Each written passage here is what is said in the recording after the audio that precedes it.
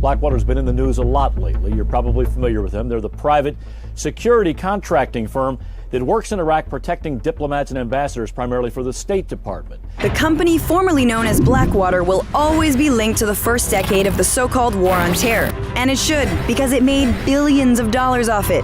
The invasion of Iraq was a gravy train for Blackwater. The State Department contracted it to guard American officials around Iraq. But soon allegations began surfacing that put the company in the spotlight. Blackwater founder Eric Prince has been accused of overseeing war crimes at his private security firm during the Iraq War. The Bush administration has deployed a shadow army of some 100,000 contractors, but the reality is that Blackwater has become a prime player in the war on terror, and nothing short of the Bush administration's Praetorian Guard. Blackwater USA has become one of the most powerful private actors in the so-called war on terror. Their operations are shrouded in secrecy, and people in Congress find it almost impossible to get information about Blackwater and other companies' operations. If you Google the name Blackwater, you're gonna come across scandal after scandal after hit piece after hit piece.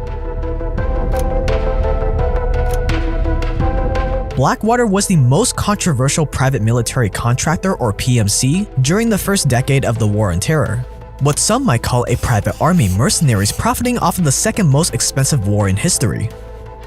By the end of it all, they brought in over $1 billion in government contracts. Blackwater was founded by a former Navy SEAL named Eric Prince, who the media likes to refer to as a right-wing Christian conservative bankroller of President Bush and his allies, and Blackwater envisions itself as the FedEx of the national security apparatus. A company founded by a right-wing former Navy SEAL, Eric Prince, who made a lot of money providing mercenaries to the US government. But putting aside politics for this video, I just refer to him as a war entrepreneur. In 2007, Blackwater security contractors were involved in a deadly shootout. After that, the US government, politicians, the media, and the public all turned against Blackwater, calling them war profiteers, killers, war criminals, bullies without oversight. A modern-day merchant of death. And within a few years' time, Blackwater was no more. But here's one thing I learned from Peter Thiel, the billionaire co-founder of PayPal. It's that if everyone is on the same side of an issue, whether that be Silicon Valley all leaning left, or that Blackwater and all mercenaries are pure evil, there's probably a compelling argument on the other side that gets drowned out. When people are unanimously on one side, that tells you not that they've all figured out the truth, but that they're in a sort of totalitarian place, that they're in a one-party state where they're not allowed to have dissenting views. I think somehow Silicon Valley shifted from being, quite liberal to being a one-party state, and those are two very different things. According to its founder Eric Prince, the story of Blackwater is a story of men taking bullets to protect the men who take all the credit. A tale of patriots whose names became known only when lawyers and politicians needed to blame somebody for something. And if you know anything about politicians, that sounds exactly like something they would do. So is Blackwater a group of patriotic heroes, or just a bunch of trigger-happy war profiteers? This is the rise and fall of the world's most powerful private army. Who Blackwater really is? Who are these guys, these hired guns, mercenaries, who taxpayers have paid more than $1 billion to since 2003 to protect people abroad? Is he getting favors from political friends? We'll look at that tonight. The Bush administration came to power with a radical privatization agenda. Their injuries don't get calculated either. Their crimes don't get punished. What you have is a revolving door. Blackwater and other companies benefit the Bush administration, and in turn, the Bush administration and its Republican allies in Congress have shielded these military contractors from any effective oversight. If you're gonna be a war entrepreneur, or any kind of businessman for that matter, one overlooked aspect to business is staying healthy. The healthier you are, the smarter decisions you can make. The smarter decisions you make, the more money you make. Health is something I take very seriously, which is why Magic Spoon is sponsoring today's video. This channel's favorite healthy cereal that tastes too good to be true. It's got 0 grams of sugar, 14 grams of protein, and only 4 net grams of carbs in each serving. It's keto-friendly, gluten-free, grain-free, soy-free, low-carb, GMO-free, and the best part is that it still tastes just like all the name brand unhealthy cereal you grew up eating. This is a lot better than I remembered. My favorite flavors are coca, chocolate, fruity, lucifruit, and cinnamon. And their fan favorite flavor, blueberry, is making a long anticipated return after being sold out. Go to magicspoon.com/JakeTrent to grab a variety pack and try it today. And be sure to use promo code JakeTrent at checkout to get $5 off your order, now in the US and Canada. And Magic Spoon is so confident in their product that is backed by a 100% happiness guarantee. So if you don't like it for whatever reason, they'll refund your money no questions asked. That's magicspoon.com/JakeTran.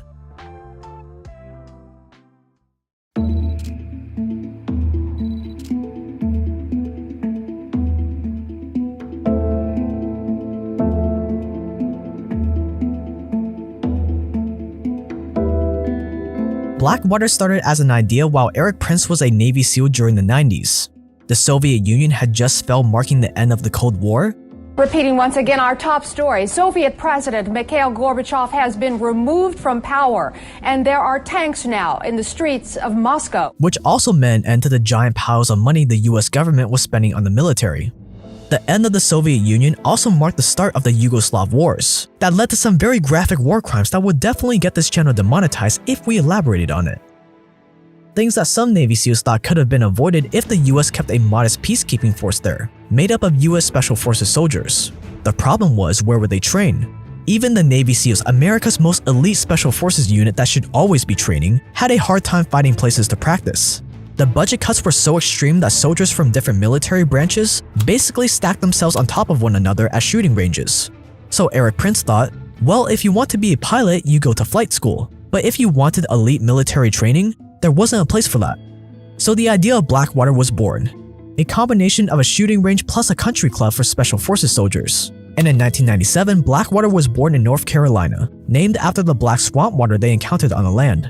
It ended up being the largest shooting facility in the US with $400,000 in revenue during the first year. And that's all it was. They never thought that they would ever send men overseas as private military contractors. But then, 9/11 happened.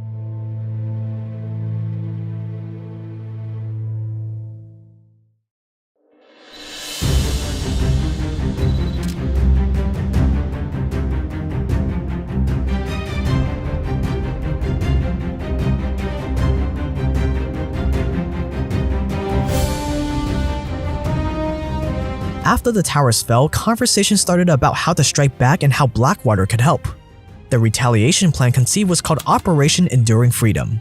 The problem was there were some important officials with nasty reputations that the CIA needed in Afghanistan. But the CIA couldn't contact these messy individuals themselves because it wouldn't look good on them if the public ever got wind of it.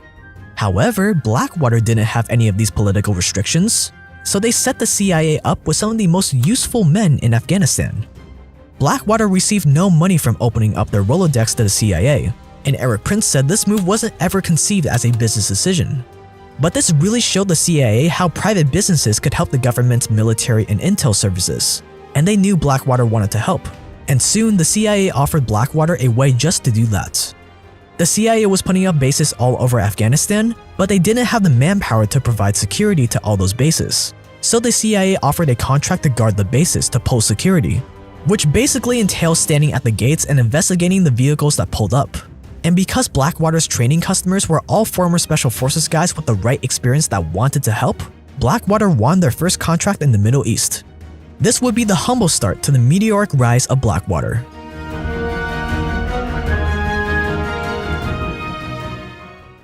That U.S. warships and planes launched the opening salvo of Operation Iraqi Freedom.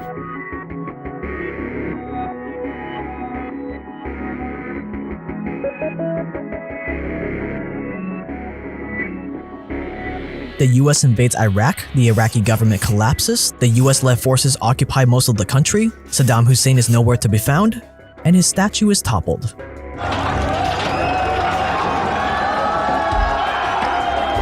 And then comes a man named Paul Bremer. He was appointed a position called the Coalition Provisional Authority, or CPA, in charge of rebuilding Iraq.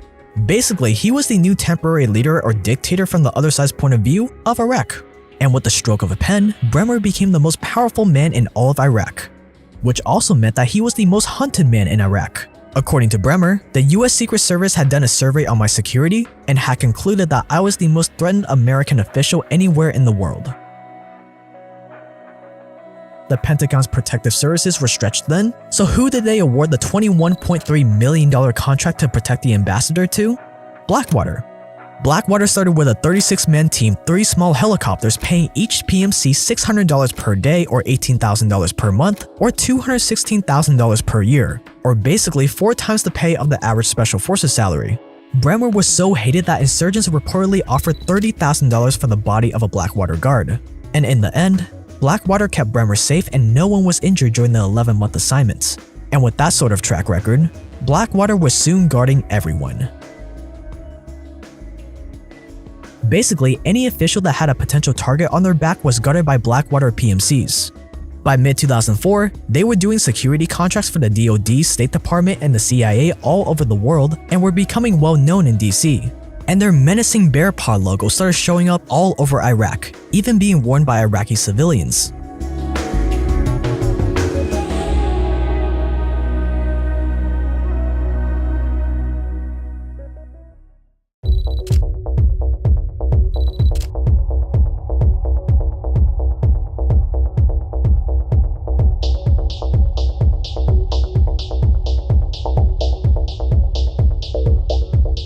In the mountains near Pakistan, soldiers were caught in a days-long firefight and were almost out of ammo. The problem was the military couldn't send a resupply mission because the drop zone was too risky. So they asked Blackwater, and in an instant without any bureaucracy, a Blackwater plane packed with ammo headed for the mountains to resupply the troops free of charge. After a few more of those missions, the Pentagon offered Blackwater a $34.8 million deal to make it official, their biggest contract yet, worth more than all their previous ones combined. And this story really demonstrates Blackwater's business model. In war, the military needs things done quickly as a matter of life and death. But sometimes their hands are tied because of bureaucracy. That's where PMCs come in. They're supposed to offer more efficient service, whether that be security, construction, food services, at a cheaper price.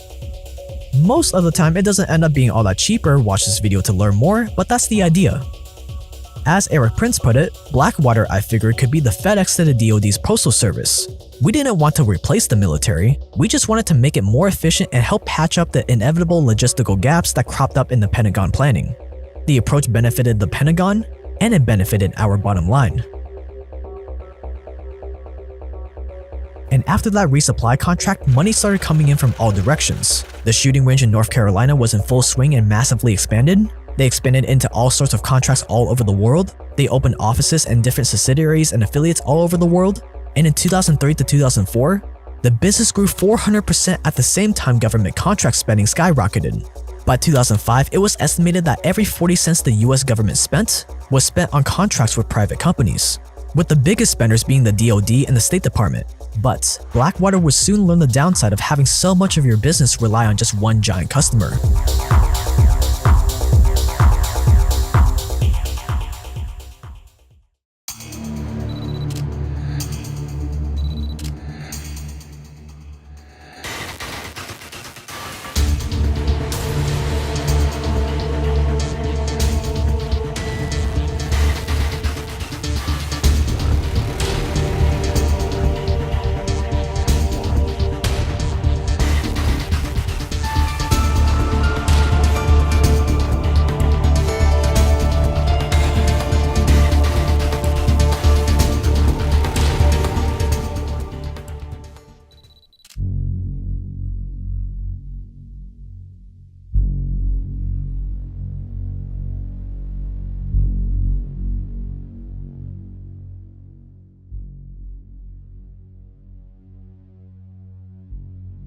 Overnight, Blackwater became the most hated name in America.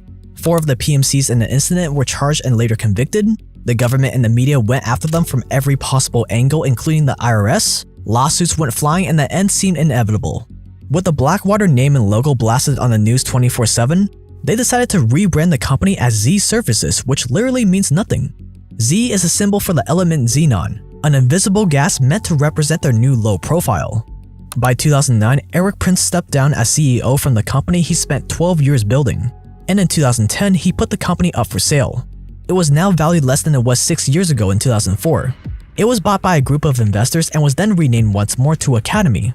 Then Eric Prince and his family moved to Abu Dhabi, where he still is today. This just goes to show that if the government can make you rich, you can bet that they have the power to take it all away in a moment's notice. In the end, even with all the controversy, no one under the security of Blackwater lost their life or suffered a serious injury.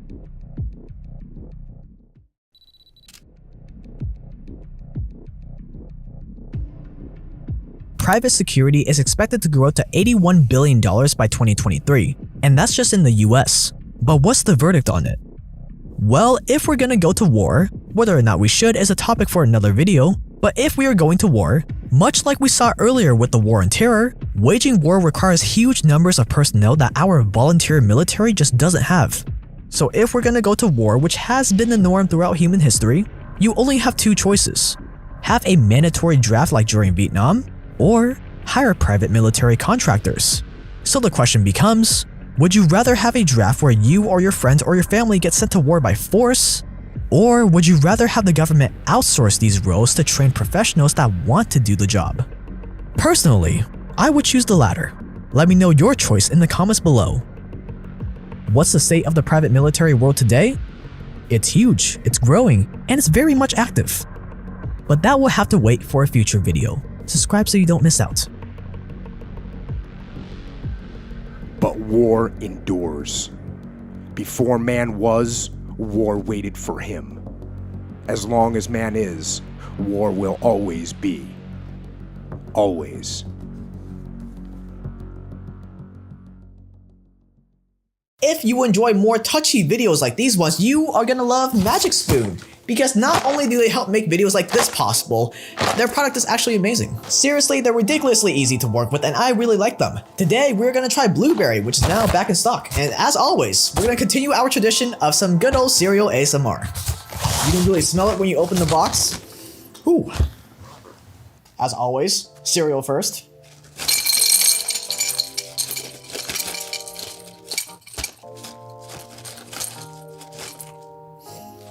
Man, that is a strong smell, in a good way.